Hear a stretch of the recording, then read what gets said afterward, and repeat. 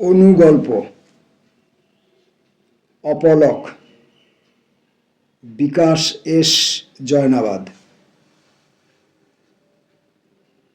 চোখ স্থির অপলক, দিনে ৮ ঘন্টা, বৃহস্পতিবার অফ। ওদিন ২৪ ঘন্টা চোখের মণি যেমন ইচ্ছে ঘোরানো যায়, ইচ্ছে হলে সুখনিদ্রা নেওয়া যায়, নো বাধা। বাকি ৬ দিন চোখে ধাঁধা। A shift, B shift, night shift, পালা করে শিফট ডিউটি। মোটর সাইকেল স্ট্যান্ডে রেখে হন্তদন্ত হয়ে কাচের ঘরে কাচের পাইপের সামনে বসা। চাকরির প্রথম দিন থেকে শুনে এসেছে, লাল মানেই বিপদ, অতি লাল মানেই উগ্রপন্থী, হলুদ বিপদের দিকে, সবুজ মানেই নিরাপদ। পাইপ দিয়ে যে গ্যাসটা যায় তার সম্পর্কে খুব একটা জানে না পলু।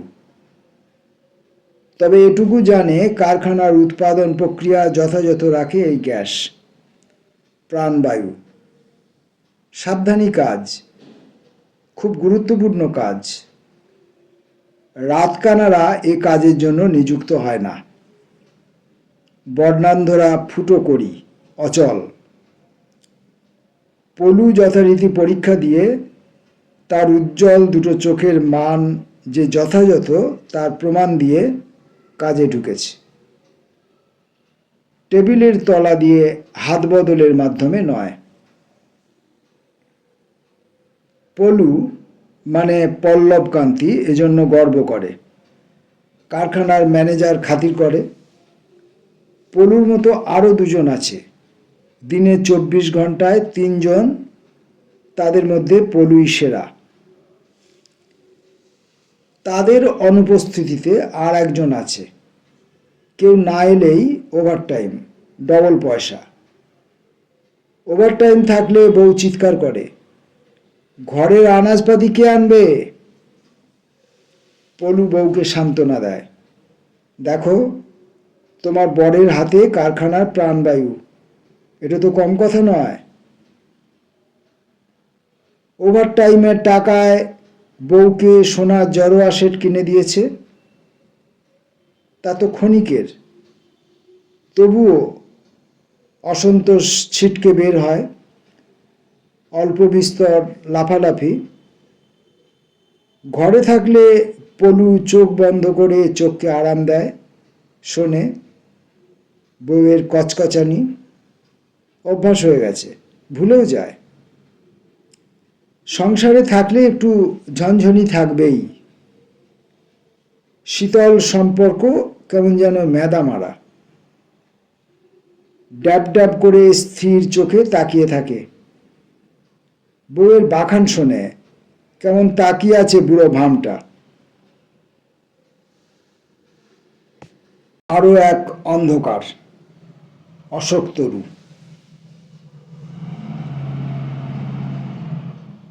একটা অভিজাত অন্ধকার ছিল অমলের শৈশবে,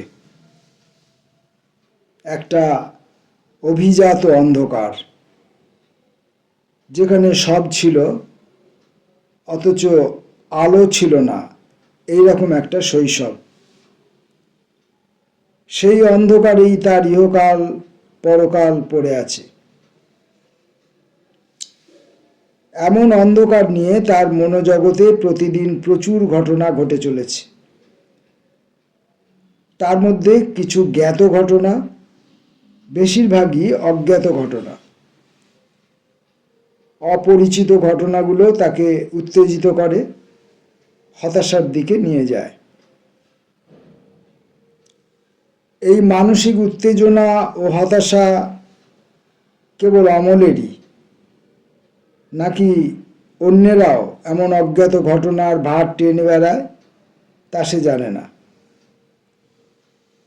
এ পর্যন্ত আত্মোৎসাহী হয়ে কাউকে সে কথা বলতে শোনেনি।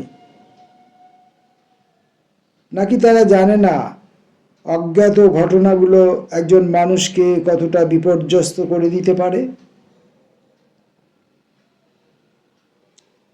অমলকে বোঝার চেষ্টা না করে কারা যেন তাকে অ্যাসাইলামে পাঠালো, আর সেখানে অমল পেল আরও এক অন্ধকার, যেটা কেবল তার মানসিক জগৎ নয়, ছিল চারদিকেই ছড়িয়ে।